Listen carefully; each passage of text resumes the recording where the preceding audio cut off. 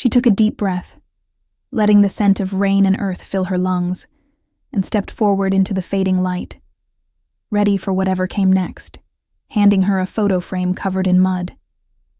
"This can be cleaned. Let's not give up on it." Emily took the frame and carefully wiped the dirt away, revealing the smiling faces of her parents at a family picnic. She felt a pang of emotion memories, both joyful and bittersweet. But she smiled despite herself. Each recovered item felt like reclaiming a piece of her past, a reminder that not everything was lost. While they worked, Thomas hummed a tune Emily hadn't heard in years. She began to hum along quietly, her voice tentative at first, then gaining strength. The sound of it in the ruined room made her heart feel lighter. For the first time since the flood, she allowed herself to breathe without that tight knot of despair in her chest. There was something about shared effort, about moving through mess and chaos with someone who cared, that healed more than she could have imagined. "Do you remember, Emily?" Thomas said, wiping sweat from his forehead. "When you thought you couldn't climb that big hill behind our house as a kid? You kept stopping, getting frustrated, thinking you'd never make it. But you did, one step at a time, just like now." Emily chuckled softly, imagining her younger self throwing her hands in the air in frustration. "I guess so," she said, though her voice trembled slightly. She didn't mention that life had been full of hills lately, emotional ones she hadn't known how to climb. The breakup from her long-term relationship had left her feeling fragile, and the flood only amplified the emptiness she carried inside. She felt exposed, vulnerable yet safe at the same time. Thomas gave a small, knowing smile, noticing her hesitation. "Sometimes the hardest things in life come in floods, not water, but heartbreak. They wash away what we think is permanent. But that doesn't mean we're lost. It just means we have to rebuild, stronger than before." Emily's chest tightened, but this time it wasn't panic. It was the stirring of something she had nearly forgotten. Hope. She glanced at him, this man who had always been steady and wise, and realized that the lessons he had imparted as a child were still true. Strength didn't come from avoiding storms. It came from facing them and choosing to keep moving. They continued space steady but tiring. Muddy water whispered into buckets, furniture dragged to safer corners, and broken items set aside for later. Emily found herself talking more freely, telling her grandfather about the recent heartbreak, about how lonely she had felt, about the fear that love might never return. Halist end, never interrupting his presence enough to let her speak. When she paused, unsure what to say next, he simply nodded and offered a soft word of comfort. "Love," he said gently, "is like this house after the flood. It can be shaken. It can be torn. It can feel like it's gone forever, but if you nurture it, if you're patient, it can survive and even grow stronger. You just have to be willing to try again." Emily felt her heart stir in ways she hadn't expected. She thought about the person she had loved and lost, about the walls she had built to protect herself, and about the courage it might take to let someone new in. The flood had destroyed so much, yet she realized that some things, like her grandfather's wisdom and her own capacity to hope, could not be taken away. The hours passed quickly, though Emily hardly noticed. There was a rhythm to the work, a flow that brought peace despite the mess. They laughed softly at small mishaps and knocked over bucket, a stubborn rug, but each laugh felt like a victory over the despair that had threatened to overwhelm her. Every item they salvaged, every corner they cleaned, was a step toward reclaiming not just the house, but herself. By late afternoon, the room looked markedly better. Muddy patches remained, but the worst was gone. Sunlight now streamed through the partially cleaned windows, and for the first time that day, Emily felt a spark of pride. She had faced the chaos, endured the exhaustion, and discovered a quiet strength she hadn't realized she possessed. Thomas leaned against a doorframe, wiping his hands. "See, step by step, it's done. And you did more than just clean. You faced the fear that the flood brought, and you kept going. That's strength, Emily. That's wisdom." Emily felt a lump in her throat. He wasn't just praising her for work. He was teaching her something far deeper. She realized the flood had become a mirror, showing her the resilience she hadn't believed she had. Her grandfather's presence, steady and encouraging, had turned the chaos into a lesson, a bridge between despair and hope. As they sat for a short break, sipping cold water and looking around the room, Emily felt a warmth she hadn't felt in months. The house was far from perfect, but it was no longer defeated, and neither was she. In that moment, She knew the flood was not the end of her story, was the beginning of a new chapter, one where she could rebuild not just her home, but her heart. And as the sun began to dip toward the horizon, casting golden light across the room, Emily realized something extraordinary. The flood may have taken possessions, but it had given her clarity, resilience, and the quiet, steadfast presence of her grandfather, a presence that could heal not just broken furniture, but broken hearts. The evening settled quietly over the house, the golden light of sunset streaming through the windows and casting a soft glow over the partially cleaned living room. Emily sat on a chair, her hands still damp from the work, watching her grandfather move slowly but steadily around the room. The flood had left its mark, yet there was a sense of order emerging from the chaos, a fragile promise that life could continue, that the house could heal, and perhaps so could she. Thomas leaned against the wall, breathing deeply after dragging a heavy piece of furniture to the porch. He wiped his hands on a rag, then looked at Emily with eyes that seemed to hold the weight of decades of experience. "You know," he began, his voice low and thoughtful, "when I was your age, I thought I had lost everything I loved. Not to a flood, but to life itself. There was a woman I cared for deeply, and I was convinced she was my forever. But things fell apart, and I was left feeling hollow, thinking I'd never recover." Emily's fingers paused mid-wipe. She had never heard this story before. Her grandfather, who always seemed so strong and unshakable, had once known heartbreak. Her heart softened as she watched him, realizing that strength was not the absence of pain, but the ability to continue in spite of it. "I wandered for a long time," Thomas continued, thinking my story had ended. "I couldn't see the way forward. I thought love had left me for good, and then when I least expected it, someone new came into my life. She taught me that even after loss, there is still room for love, for hope, for joy.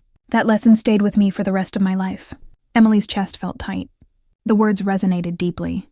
She thought about the recent heartbreak she had endured, the loneliness that had settled in since the end of her relationship. For months, she had believed that love had passed her by, that perhaps she had lost her chance at happiness. But now, sitting here listening to her grandfather's quiet truth, a spark of hope flickered in her heart. Her grandfather paused as if considering whether to continue. Emily dared to ask, her voice barely above a whisper. "Did it hurt a lot?" Thomas nodded slowly, a shadow crossing his face. "Yes, it hurt more than I thought I could bear. But pain teaches us something. It teaches us who we are, what matters, and how to keep going even when it feels impossible." He smiled then, the lines around his eyes softening, and it reminds us that the heart is stronger than we give it credit for. "You'll understand this one day if you haven't already." Emily swallowed hard, feeling tears threaten to fall. There was a gentle warmth in his words, a quiet encouragement that made her feel understood. She had never realized how much she needed this. Someone to remind her that pain was not the end, that life could surprise her, even when she thought she was broken. Thomas stepped closer, picking up a damp rug. "Emily, look at this," he said, showing her a corner that had been especially muddy but was now nearly clean. "It's not perfect, but it's improving. Step by step, it gets better. That's life too. Your heart, your home, your happiness. They all need care, patience, and time. And you're capable of that." Emily felt her throat tighten. The flood had destroyed so much, but in these quiet moments, Key realized that it had also cleared space to rebuild not only the house, but herself. She thought about the walls she had built around her heart, the fears she had kept hidden, and suddenly she wanted to trust, to open herself to life and love again. "Grandpa," she said softly, "how did you know it would be okay after everything?" He looked at her with eyes full of kindness and experience. "I didn't know. I just kept moving forward. I did what I could, one day at a time. Sometimes that's all we can do. The rest comes in its own time." The room was silent except for the distant sound of water dripping from the ceiling and the faint rustle of trees outside. Emily watched the light shift as the sun dipped lower, painting the walls in soft shades of orange and gold. She felt a gentle stirring in her chest, a mixture of gratitude, admiration, and something more tender she could not yet name.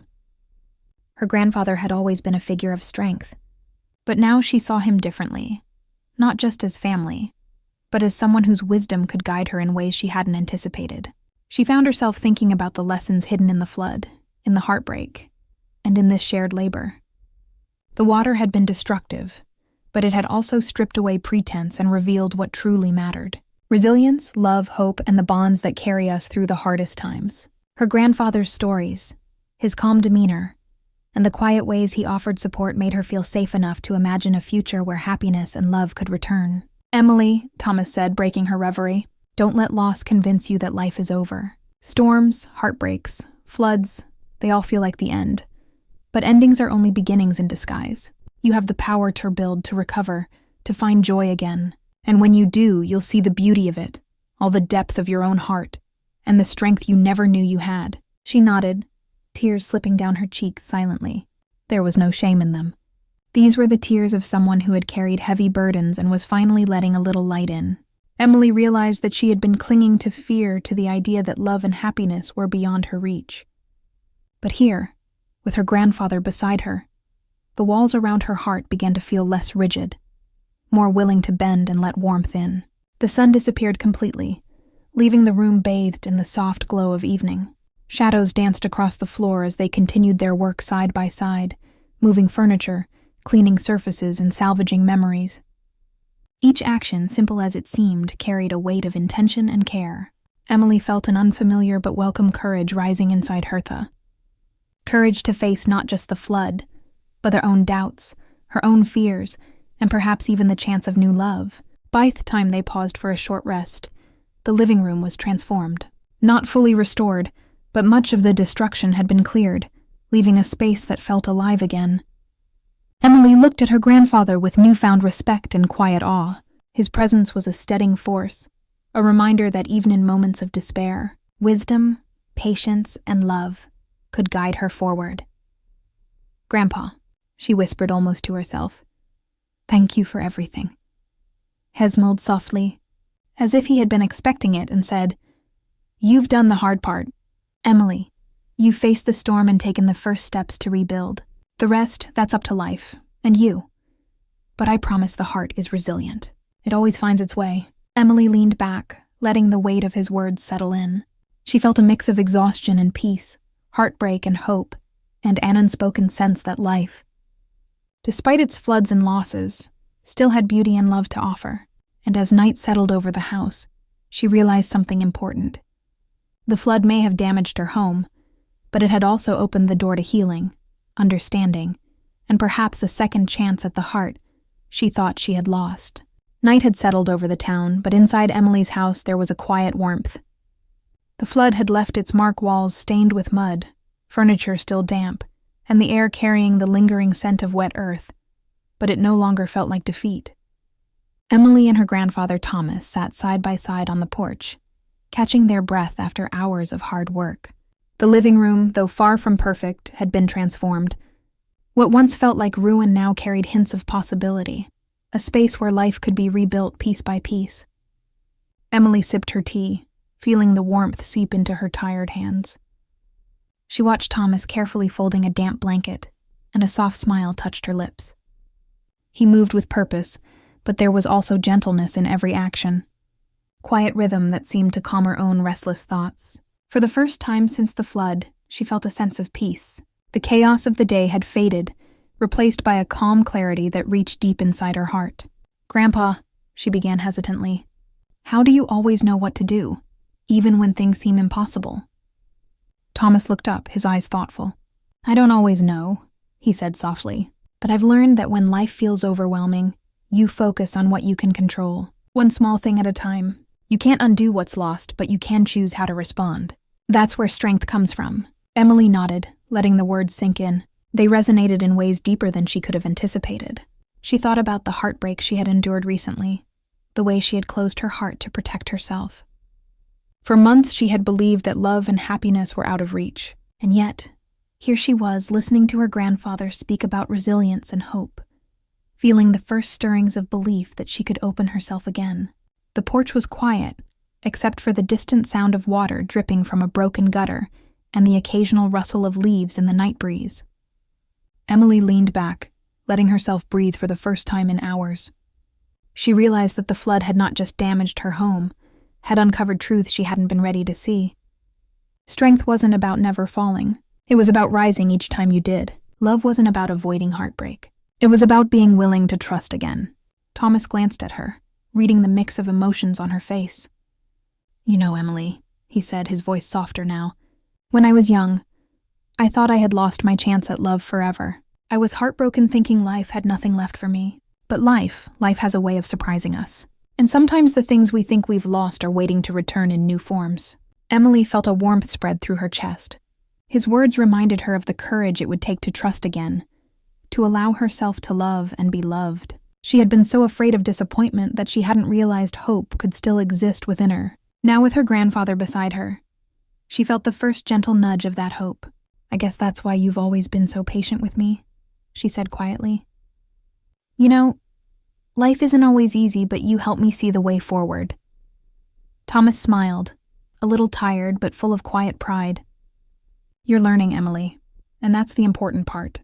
Strength, wisdom, love, they all come from experience. You can't rush them, but you can recognize them when they appear, and you're doing that right now." Emily's heart swelled. The flood had destroyed so much of her physical world, but in this moment, it had rebuilt something inside her, a renewed sense of self, courage, and trust. She looked at her grandfather. By the time the morning light returned, the waters had finally begun to retreat, leaving behind a trail of wreckage and silence.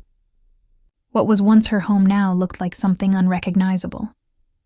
Mud slicked the wooden floors in uneven streaks, furniture leaned at odd angles, and the sharp smell of damp earth filled the air.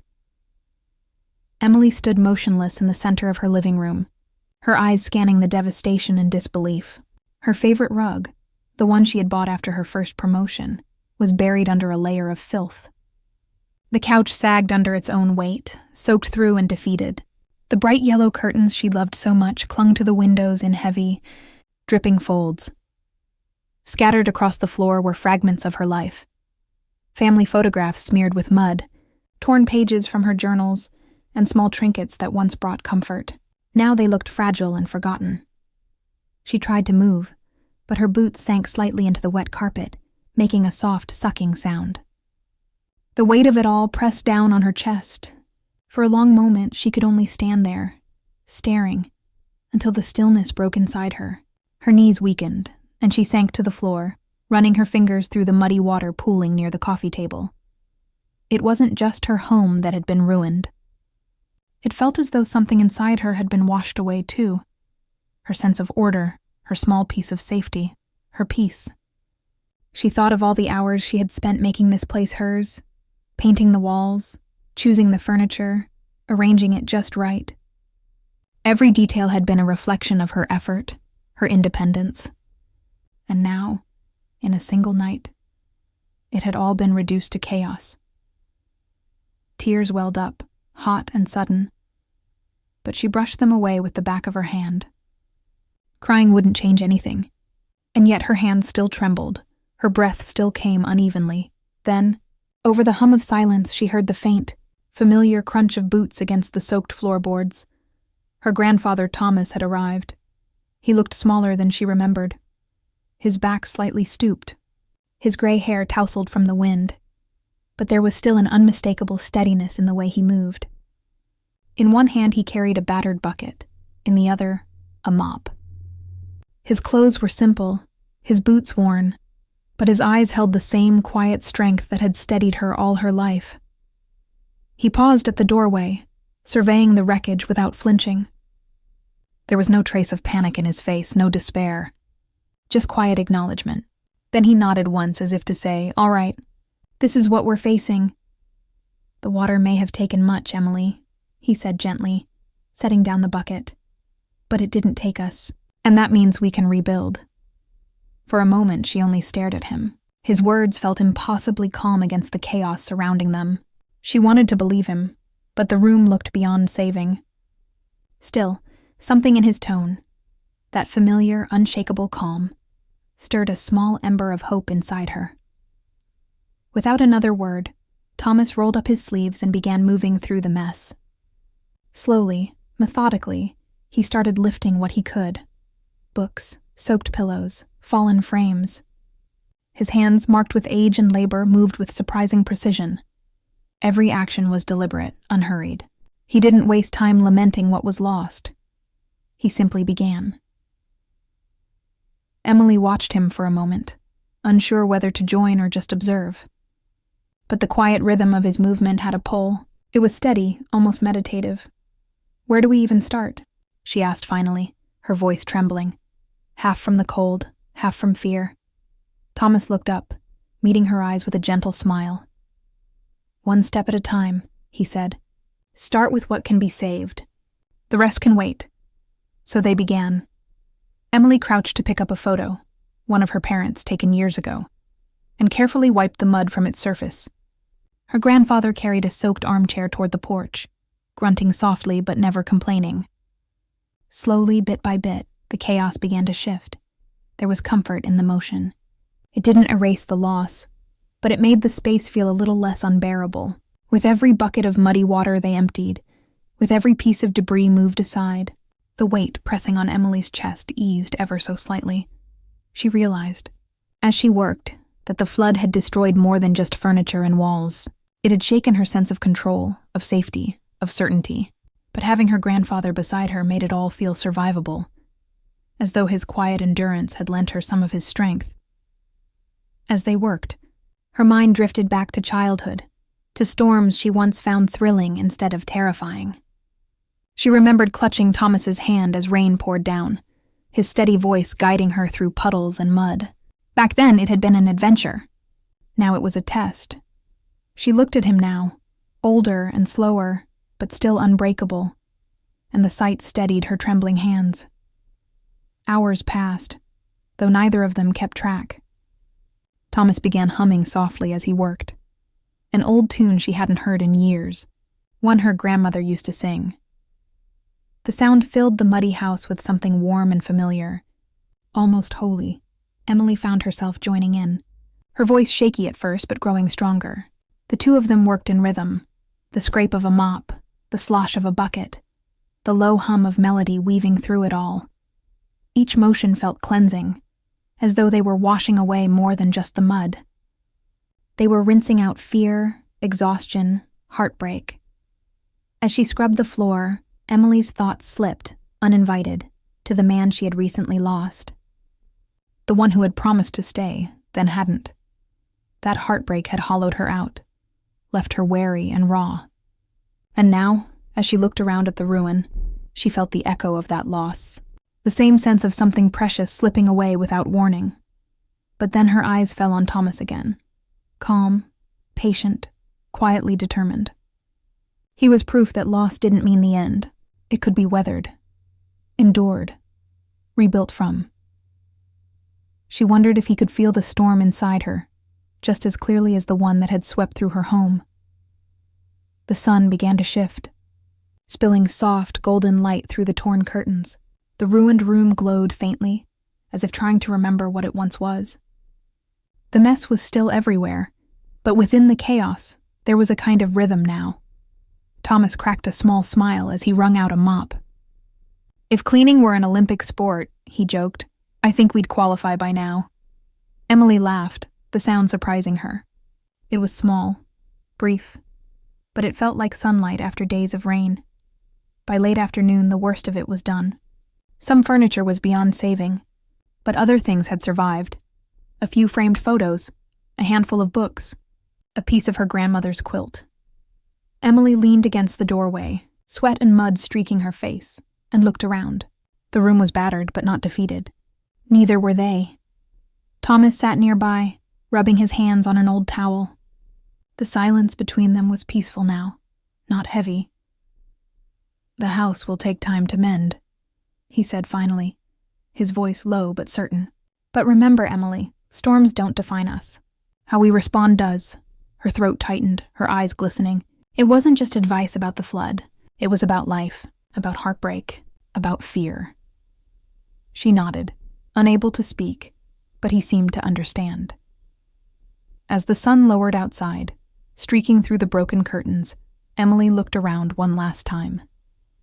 The floor was still muddy, the walls still damp, but something inside her felt lighter, stronger, hopeful. The flood had taken much, but it had also revealed something she had forgotten. That resilience could be learned, that love could still guide, that even ruin could hold the seed of renewal. Her grandfather hadn't just brought a bucket and mop. He had brought wisdom, patience, and something even more precious: faith that she could begin again. The day had begun in destruction and despair, but it ended in quiet strength. And in that silence, Emily knew this was not the end of her story. It was the beginning of rebuilding her home, her heart, and herself. Seeing not only the years etched into his face, but also the quiet power of a man who had lived through storms. Heartbreak and loss, yet had chosen hope every time. She realized that what Hefford was more than guidance. It was a reminder that life, no matter how messy or painful, still had beauty to offer. They rose together and stepped inside to check on the living room one more time. The sunlight was gone, replaced by the soft glow of a lamp, but the transformation was evident. The floor was mostly dry, the furniture arranged thoughtfully, and the salvaged photos and keepsakes neatly placed on tables and shelves. The house wasn't perfect, but it had survived on. So had Emily. Thomas paused in the doorway, watching her take it all in. "See, Emily," he said softly. "It's not about perfection. It's about progress, about showing up even when it's hard, and about believing that better days are ahead." Emily nodded, feeling the weight of his words settle deep within her. She had been afraid of the unknown, afraid of loss and disappointment. But now she felt a quiet courage rising in her chest. She realized that love, life, and happiness were not gone. They were simply waiting for her to reach for them. As they sat together in the soft light, Emily felt a shift inside her. The sadness and fear that had clouded her heart began to lift, replaced by a gentle warmth that spread through her chest. She thought about the person she had loved and lost, and while the memory still brought a sting of pain, she also felt gratitude for the lessons learned, for the moments that had shaped her, and for the chance to open her heart again. Her grandfather glanced at her, noticing the change. "Emily," he said, his voice gentle, "life has a way of washing away what we think we need to hold on to, but it also gives us the opportunity to see what truly matters. You've worked hard today, not just cleaning the house, but preparing your heart for what comes next, and I can tell you're ready for it." Emily felt a lump in her throat, a mixture of emotion that was both tender and hopeful. She realized that the flood, despite its destruction, had been a turning point. It had stripped away the illusion of control. She thought she had, but it had also revealed resilience, love, and possibility. Her grandfather's wisdom had guided her through it. And now she could see clearly that the future, both her life and her heart, was hers to shape. The night deepened, and the house felt calm and safe. Emily sat with her grandfather, holding her tea, feeling the weight of the day lift. The flood had been a storm of destruction, but it had also been a storm of revelation. She had learned patience, courage, and the quiet power of hope. She had discovered that even when life seemed cruel, love and happiness were not lost. They were simply waiting for her to reach out and embrace them again. For the first time in months, Emily allowed herself to believe in the possibility of new beginnings. The flood had taken possessions, disrupted her life, and challenged her spirit. But it had also given her a gift far greater than any material thing: clarity, resilience, and the chance to open her heart once more. As the lamp's soft light filled the room, Emily looked at Thomas, gratitude and love shining in her eyes.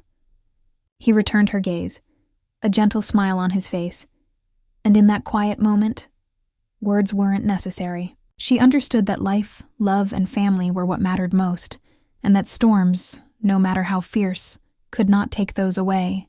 The flood had ended, but a new chapter had begun.